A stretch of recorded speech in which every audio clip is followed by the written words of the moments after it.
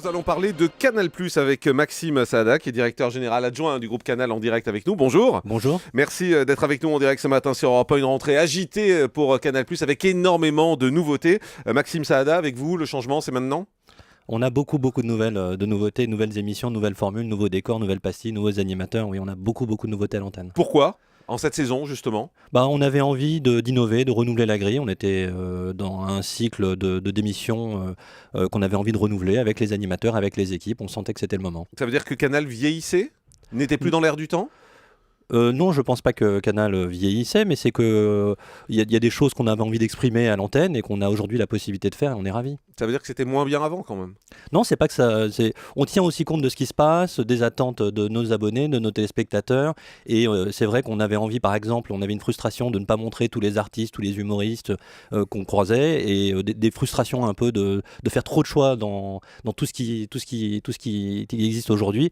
Et on a la possibilité avec des nouvelles émissions de montrer ça à nos téléspectateurs. Le changement le plus spectaculaire, bien évidemment, c'est le Grand Journal. C'est l'émission dont tout le monde parle. C'est le changement de l'émission la plus emblématique de Canal. C'est Cyril Hanouna qui a tué Denisot ? Non, Cyril Hanouna n'a pas tué Denisot. D'abord, Denisot, il est vivant et bien vivant. D'abord, vous avez vu le succès qu'il rencontre avec Vanity Fair. Il reviendra à l'antenne de Canal, Pour Michel faire quoi ? Denisot.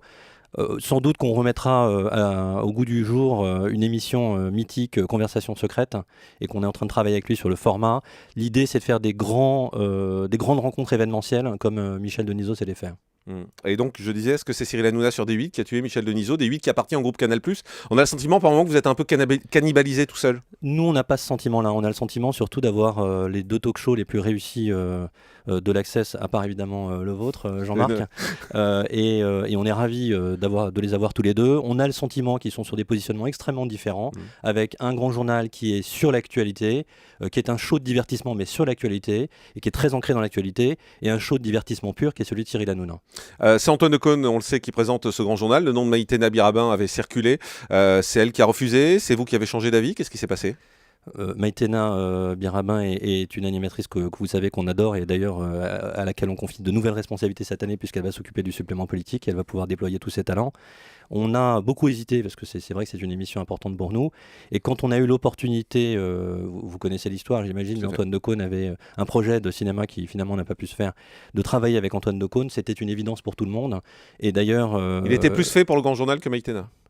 Je ne sais pas s'il était plus fait pour le Grand Journal que Maïtena, mais en tout cas, on avait tous très envie de partir avec Antoine. Et franchement, cette décision a été incontestable pour tout le monde et tous les candidats au poste, très convoités d'ailleurs. On a reçu beaucoup de propositions pour présenter le Grand Journal. Qui voulait faire cette émission ? Non, je ne vais pas vous donner de nom, mais... Laurence Ferrari, c'est vrai ? Non, Laurence, non, Laurence, c'est pas vrai. Laurence, elle est très occupée par ailleurs. Vous avez vu qu'elle vient de rejoindre l'équipe télé, et donc non, Laurence, c'était pas. Laurent Delahousse, c'est vrai ?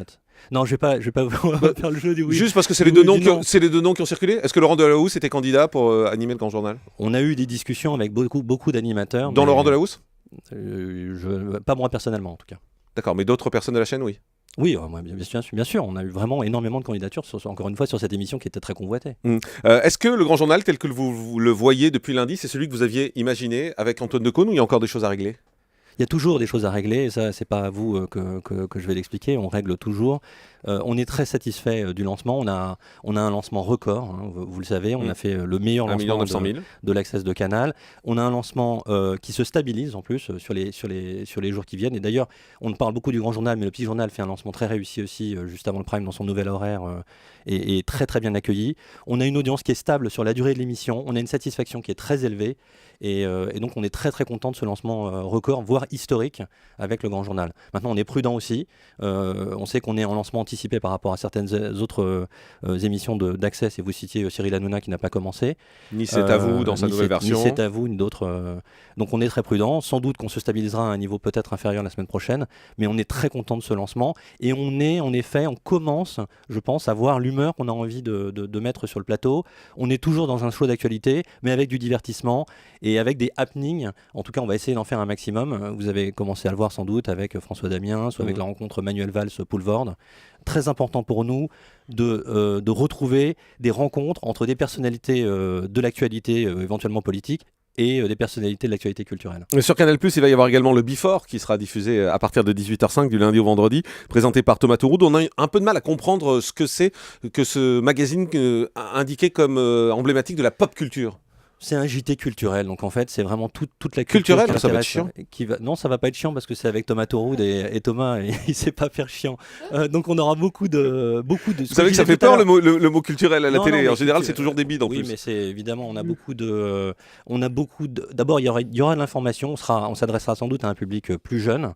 Thomas Touroud commencera le 16 septembre sur le Before et on aura des sketchs, de l'humour, de l'humeur, de l'info. Ça sera tout sauf chiant. Il va y avoir un supplément politique désormais le week-end sur Canal. Oui. Ça sera en clair le dimanche à 11h55. C'est ce qui remplace en fait l'émission d'Anne-Sophie Lapix. Oui, on a le supplément qui a vraiment fait une très belle saison l'année dernière. On a donc étendu la marque du supplément à la politique avec le supplément politique. L'idée, c'était de confier ce rendez-vous à Maïtena qui a démontré l'année dernière qu'elle était capable d'avoir des entretiens intéressants, notamment, je pense à celui avec Christiane Taubira, et d'avoir le ton de Maïtena sur cette émission, un ton vrai, un ton accessible, comme elle sait le faire. Elle sera entourée de Nicolas Demorand qui viendra l'appuyer sur les émissions. Vous êtes toujours fâché avec Anne-Sophie Lapix ?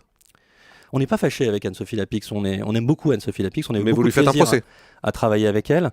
On a des contrats avec les animateurs et on entend que ces contrats soient respectés et en l'occurrence ça n'a pas été le cas et donc on fait simplement respecter nos droits. Pour faire simple, on dit qu'Anne-Sophie Lapix est en contrat jusqu'à la fin du mois d'août, c'est ça, avec Canal+, et vous lui reprochez d'avoir fait de la promo pour sa nouvelle émission sur France 5 alors qu'elle est en contrat avec Canal. C'est exactement cela. Et donc vous lui faites un procès. On n'est pas d'accord sur la façon dont ça s'est passé. Et encore une fois, vous l'attaquez en justice. On a des contrats et on entend qu'ils soient respectés. Vous confirmez Mais on aime beaucoup Anne-Sophie. Vous confirmez que vous l'attaquez en justice. On confirme qu'on l'attaque en justice. Très bien. La fin de matinale de la matinale de Canal+, ça a été une surprise parce qu'on avait le sentiment que c'était un des axes assez forts et costauds de Canal. Pourquoi avoir décidé de mettre fin à cette matinale ? On a beaucoup réfléchi. La question pour nous, c'est est-ce qu'on est capable sur toute la grille, pendant la journée, d'amener une proposition un peu différente, une proposition propre à Canal. Et le sentiment qu'on avait, c'est que le paysage a évolué, que les chaînes d'information se sont développées, et qu'aujourd'hui, quand on veut de l'info, on va sur les chaînes d'info. Et que nous, on avait une proposition un peu à cheval entre divertissement et information, et qu'on n'avait pas le sentiment d'avoir une proposition distinctive. Avec une audience qui avait baissé, sous Maïtena Birabin, ça faisait à peu près 200 000, avec Ariane Massenet, ça faisait 134 000, c'est aussi une des raisons de l'arrêt. On n'est pas, vous savez, nous on a une logique un peu différente parce qu'on est quand même une chaîne, on a une logique de chaîne payante et donc on est très attaché à l'image, au partage et comme je le disais à la proposition de valeur distinctive. Nous ce qu'on veut c'est faire des belles émissions. Donc l'audience est un critère mais c'est pas le critère qui prédomine. Ariane Massenet n'avait plus sa place sur Canal puisqu'elle y est plus. J'aurais bien voulu. On aime beaucoup Ariane Massenet. Vous avez vu d'ailleurs que j'aime beaucoup les phrases qui commencent comme ça. On aime beaucoup Anne-Sophie Lapix, on aime beaucoup Ariane Massenet. Anne-Sophie Lapix, elle a fait le choix de partir. On s'en cache pas. Donc je continue de penser que j'aime beaucoup Anne-Sophie Lapix et que je lui souhaite beaucoup de chance dans sa nouvelle émission. Ariane Massenet, c'est un petit peu pareil. On est très attaché à la personnalité d'Ariane qui est très Canal. On a cherché un projet qui correspondait à Ariane. On n'a pas trouvé. Et du coup, il se trouve qu'il y a eu l'opportunité sur D8 et je suis ravi. Je lui souhaite beaucoup de chance, beaucoup de succès sur cette nouvelle émission. Daphné Burki, le week-end, alors qu'elle était annoncée comme restant au Grand Journal par Canal+, pourquoi ce changement ? Même logique, c'est de se dire finalement comment est-ce qu'on arrive à exploiter tout le potentiel de Daphné, sa fantaisie, sa générosité. On a réfléchi avec elle à un projet. On s'est dit que c'était le moment de donner un peu une place de choix aux médias sur Canal+, et de refaire une émission média avec le ton très particulier de Daphné qui sera entourée de connaisseurs et qui raconteront l'histoire de la semaine média. Daphné Burki au Grand Journal l'année dernière, ça a été très critiqué, en particulier dans les réseaux sociaux. Vous pensez que c'était une erreur ? Non, je ne pense pas que c'était une erreur. Je pense qu'elle a apporté beaucoup de choses au Grand Journal, comme je le disais, sa fantaisie. Maintenant, il faut que... On a senti que... Avec Antoine, on avait une possibilité de faire quelque chose de différent et donc on est parti sur un projet différent. Canal+, c'est le sport aussi et Canal+, est confronté à cette concurrence forte de beIN Sport. Vous pensez que vous allez pouvoir résister ? Écoutez, aujourd'hui, avec la Ligue 1, avec la Ligue des Champions, avec le foot anglais, avec le top 14, avec la Formule 1, on considère qu'on a les 5 plus beaux feuilletons du sport sur Canal. Et d'ailleurs, l'année dernière, on a fait notre saison historique en audience. Mais vous avez perdu 80 000 abonnés l'année dernière. En 2012. Oui, en 2012, c'était une année un petit peu compliquée. Je ne vais pas vous expliquer le contexte économique. 2013 se passe beaucoup mieux pour Canal+, en termes d'abonnement. Et on a senti une nouvelle dynamique. Dès d'ailleurs mars, le lancement de la Formule 1, qui a vraiment mobilisé les abonnements sur Canal+. beIN Sport, ça vous fait peur ? ça nous fait pas peur. C'est toujours compliqué pour nous d'avoir le sentiment d'être face à un acteur qui a des moyens considérables et dont la rationalité économique nous échappe parfois. Vous avez le sentiment qu'il y a une injustice finalement? Une injustice, non, mais la question, c'est de se battre à armes égales face à... Quand on est une entreprise française et qu'on se bat, on a le sentiment parfois de combattre face à un État. Parmi les nouveautés également, qu'est-ce qu'on peut signaler cette année? Il y a par exemple Mouloud Achour également, qui va arriver sur Canal. Oui, Mouloud revient avec une émission qui s'appelle Click.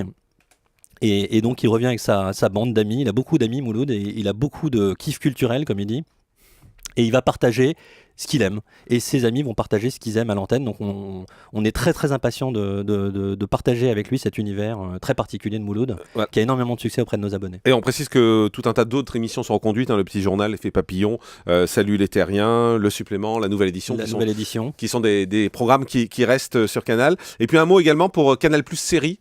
C'est l'une des nouveautés, la chaîne qui va arriver le 21 septembre prochain, nouvelle chaîne incluse dans l'abonnement sans supplément, qui diffusera des séries américaines et assez rapidement en plus. Oui, alors on aura donc des séries exclusives à cette chaîne. On va commencer avec Hannibal, qui est une série événement qui a rencontré un énorme succès aux États-Unis.